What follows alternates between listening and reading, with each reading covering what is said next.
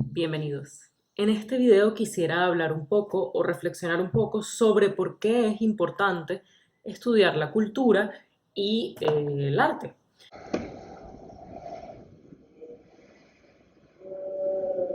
Primeramente, uno podría considerar el arte o las producciones culturales como una parte esencial de la experiencia humana, que nos explican como seres humanos, que nos diferencian del resto de los animales, que son obras que elevan el espíritu y toda una cantidad de cosas que, si bien son válidas, muchas veces pecan un poco de ser románticas y se olvidan de una parte esencial del arte y de la cultura. En ese sentido, me parece que es importante, sobre todo cuando uno trabaja en el medio cultural, poder comprender cómo funciona la cultura a un nivel mucho más profundo que solamente el deleite o el gusto estético que uno puede tener, pues, de percibir alguna obra, de escuchar una buena música.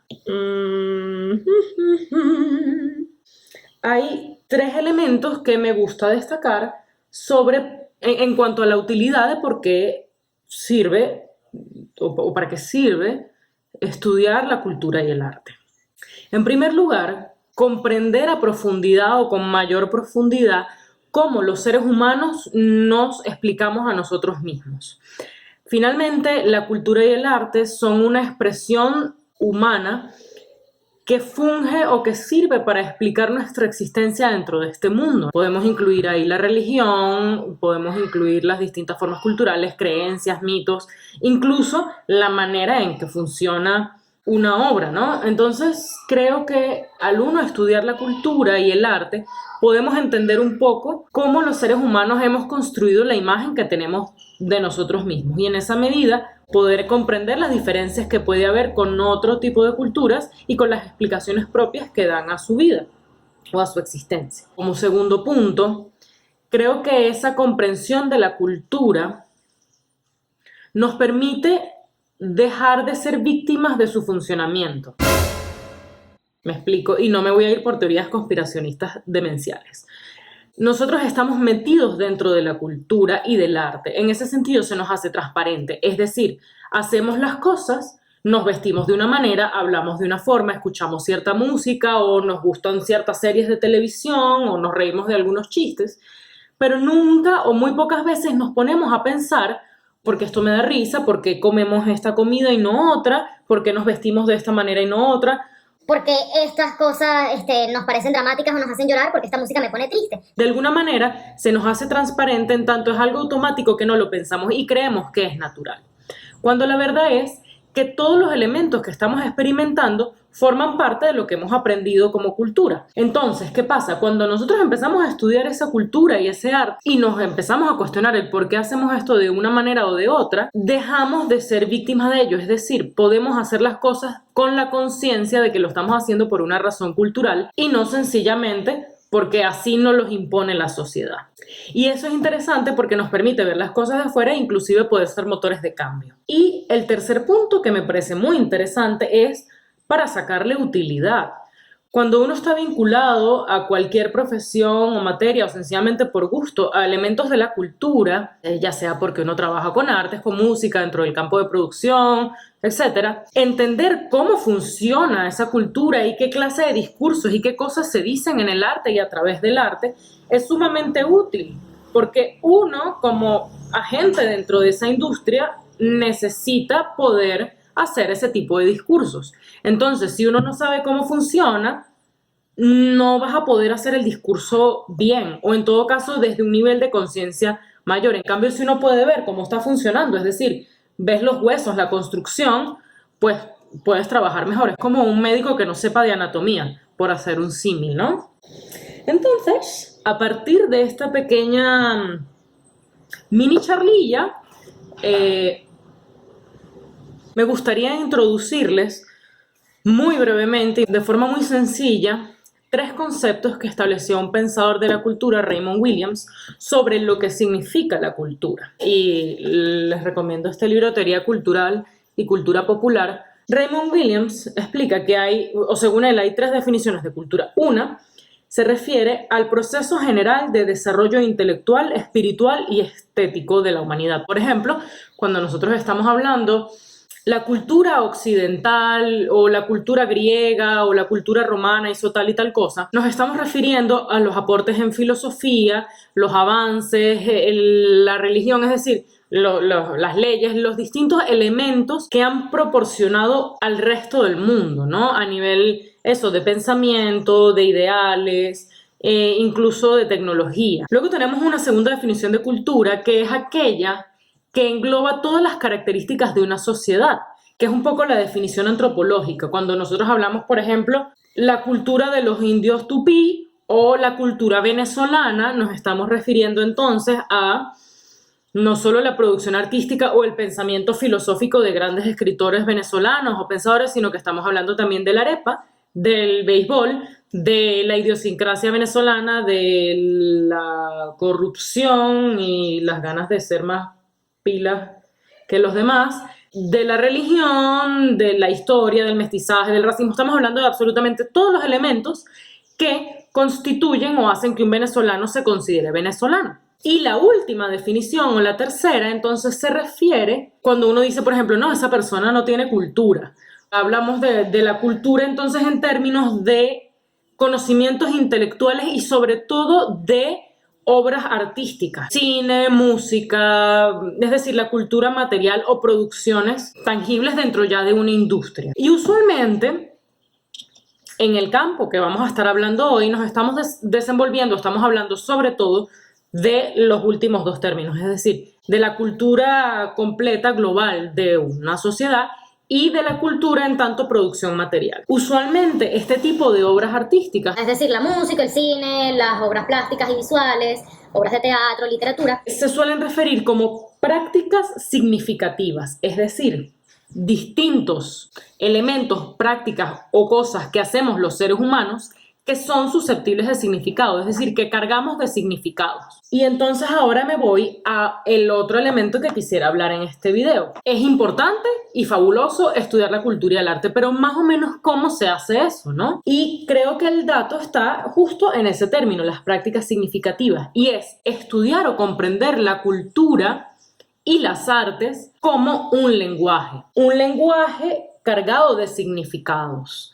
Un lenguaje que se expresa de distintas maneras, y aquí me encantaría acotar que el lenguaje no es solamente el hablado o el escrito. El lenguaje tiene que ver con una serie de signos o códigos que uno genera y que otras personas pueden interpretar para comunicarnos. Por ejemplo, las partituras musicales son una forma escrita de música y permite comunicar cómo se va a tocar cierto instrumento, y en ese sentido forma parte del lenguaje musical. El hecho que uno en la música puedes hablar de fortes y de pianos, de vibratos, de distintos elementos que le van a dar una sonoridad y un significado a una canción, que sabes que cuando usas una escala menor te va a sonar triste y cuando usas una escala mayor te va a sonar alegre. Eso, todos son elementos que comunican y por lo tanto constituyen a la música en un lenguaje. El hecho de que un violín no suene igual a una trompeta y que tocar una melodía con un violín va a dar una sonoridad y va a hacer sentir a las personas de una manera que si lo hacemos con una trompeta, son indicios o son ejemplos de cómo los lenguajes no necesariamente son la lengua hablada o el español o el inglés, ¿no? Podemos comprender la cultura y las distintas artes como lenguajes. Además, lenguajes en los que estamos inmersos, lenguajes en donde nosotros confluimos. Algo importante del lenguaje, como mencioné antes, es que para que sea lenguaje necesita comunicar y por lo tanto tiene que haber varias personas que entiendan esos códigos, o sea, de qué estamos hablando. Si yo intento montar una orquesta pero las personas no saben leer las partituras, entonces no hay un proceso de comunicación. Entonces, para que el lenguaje suceda, necesitamos que todos estemos de acuerdo sobre qué significa cada cosa. Cuando uno está estudiando la cultura o algún fenómeno artístico, básicamente queremos contestar 4 preguntas, ¿no? Aquí tengo mi pequeña chuleta. ¿Qué dice esa obra artística? ¿Cómo lo dice? ¿A quién lo dice? Y finalmente, ¿por qué lo dice? Para contestar estas preguntas, podemos utilizar diferentes herramientas de las propias ciencias sociales. Y la obra misma te va a decir o te va a ir guiando sobre cuál va a ser la forma apropiada de estudiarla. Una obra puede estudiarse, por ejemplo, desde la psicología, desde la sociología, antropología, desde la sonoridad, se puede estudiar desde las formas o de repente es más interesante revisar el contexto histórico en que se produjo. Y todos estos elementos unidos o enlazados, a veces unos más que otros, nos van a ayudar a contestar estas preguntas. Ahora, pongo un ejemplo muy breve de este tema y agarrándome un poco de la cultura popular. Todos conocemos a Superman y tenemos muchísimas películas y cómics sobre el superhéroe. A mí en particular no me gusta tanto, y no me gusta tanto porque es un personaje muy estereotipado.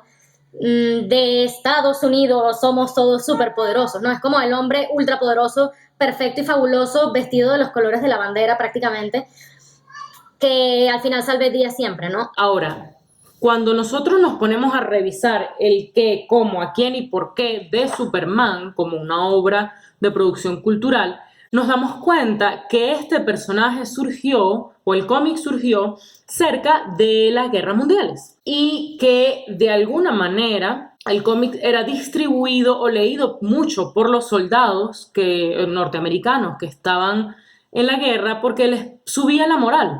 De alguna manera, poder ver a un superhéroe que representaba los valores de lo que era ser un buen ciudadano estadounidense y además que vencía a los malos, permitía a estos soldados que están pasando por una situación muy difícil, pues sobrellevarlo con más, no sé, emoción, entusiasmo, o sentirse ellos un poco como unos héroes, ¿no? Podemos comenzar a darnos cuenta cómo empieza a funcionar y cómo el gobierno en ese momento, el gobierno estadounidense tenía mucha censura sobre los cómics, sacó un manual de cómo tenían que funcionar los cómics de manera apropiada para no ser censurados.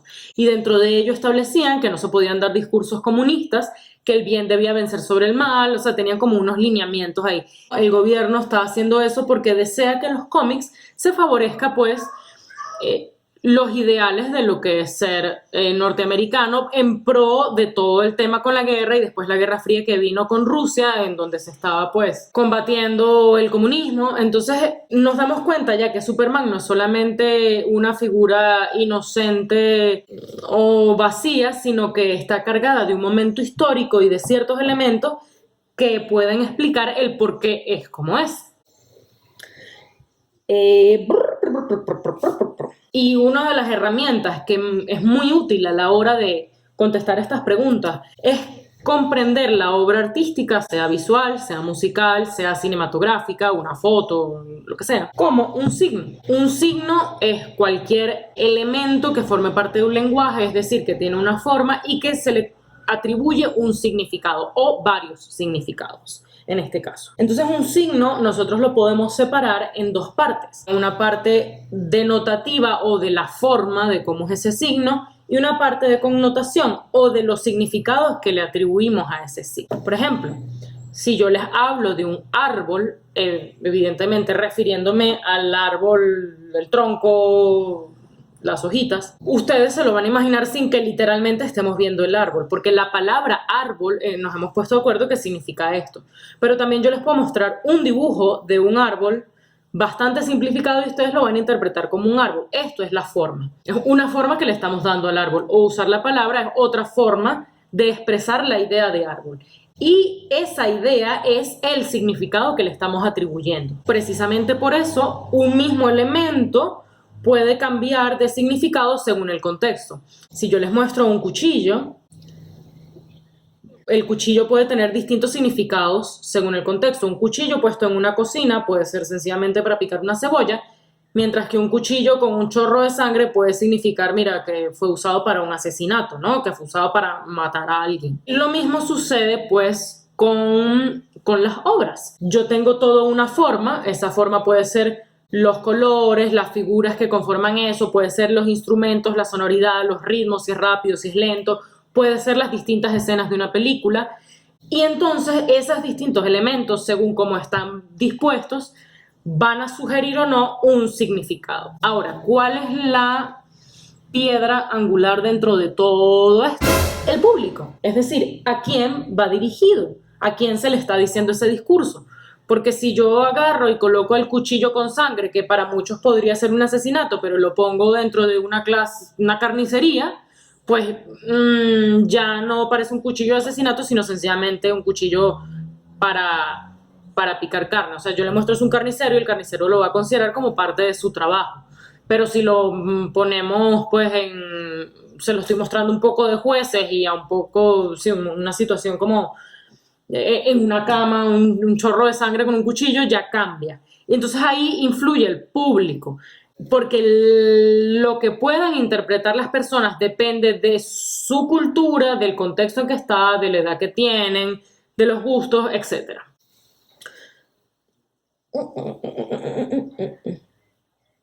Básicamente eso es lo que les quería... Básicamente eso es lo que quería comentar un poco en este video. Sé que es bastante teórico, pero vamos a hacer otro en donde vamos a tener algunos ejemplos que permiten ver esto un poco mejor. Entonces, en resumidas cuentas, es importante o es interesante estudiar la cultura y el arte porque nos permite conocer su estructura y su funcionamiento interno y por lo tanto nosotros poder trabajar mejor dentro de ese medio o comprenderlo mejor y dejar de ser víctimas para ser victimarios. Y cuando uno está analizando una obra artística, es decir, cualquier práctica significativa o susceptible de cargarla de significados, nos importa contestar 4 preguntas. ¿Qué dice esa obra? ¿Cómo lo dice? ¿A quién lo dice? ¿Y para qué lo dice o por qué lo dice? El cómo lo dice se refiere a la forma, la manera en cómo está presentada esa obra. El que dice, podemos entonces comprender un discurso, lo más obvio de ese discurso, ¿no? Si yo tengo una canción de rap que está hablando pues de a modo de protesta sobre las condiciones precarias de la población negra en los años 90, pues evidentemente, ¿qué dice esa canción? O con los ritmos, mira, tiene estos sonidos a partir del cómo, es decir, de este tipo de ritmo, de estos sonidos y de esta letra, me está diciendo, mira, nosotros aquí estamos en una situación precaria y tenemos violencia y tenemos, la pasamos muy mal, etcétera, etcétera, etcétera. Ahora, ¿a quién se lo dice? Entonces habría que pensar a esa canción para quién está dirigida. Está dirigida para el mismo público negro, está dirigida para un público mainstream, es una subcultura, es una música infantil, es para abuelitos, es decir, ¿en qué contexto se va a escuchar? Y entonces la pregunta es ¿por qué lo dice? Y de alguna manera esto es lo más importante dentro del análisis y es comprender las razones de fondo, que son las que nos permiten entender cómo está funcionando esa cultura.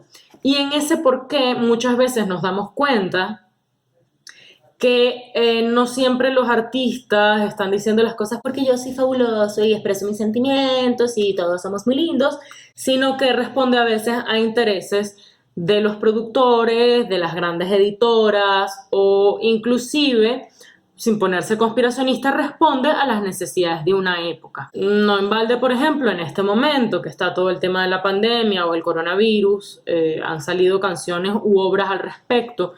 Por ejemplo, han habido iniciativas en donde diferentes personas han reinterpretado obras y pinturas famosas de la historia, pero en el contexto de la cuarentena en casa, usando mascarillas, cosas así. Es decir, nos damos cuenta de un momento histórico a partir de lo que podemos ver en las obras, o con las protestas de George Floyd en Estados Unidos y todo el tema racial que se ha destapado. Entonces hemos visto cómo han surgido nuevamente artistas, canciones y movimientos que están expresando ese descontento. Entonces, de alguna manera, si nosotros estamos revisando una de esas obras, podemos hablar que el por qué tiene que ver con las razones, por ejemplo, sociales, históricas, de racismo, en la que se está protestando. Ese por qué influye el contexto, influye el dinero, quién lo puso, quién no lo puso, influye los elementos externos que pueden incidir o que pueden estar detrás de esa obra artística. Es como si revisáramos las razones de fondo, ¿no? En un poco un trabajo detectivesco. En un próximo video vamos a poner, o me gustaría como hablar de algunos ejemplos más concretos sobre este tema para aclararlo, porque me parece que es bastante denso y tal vez un poco difícil pues de digerir si uno no lo ve directamente dentro de la cultura. Chao.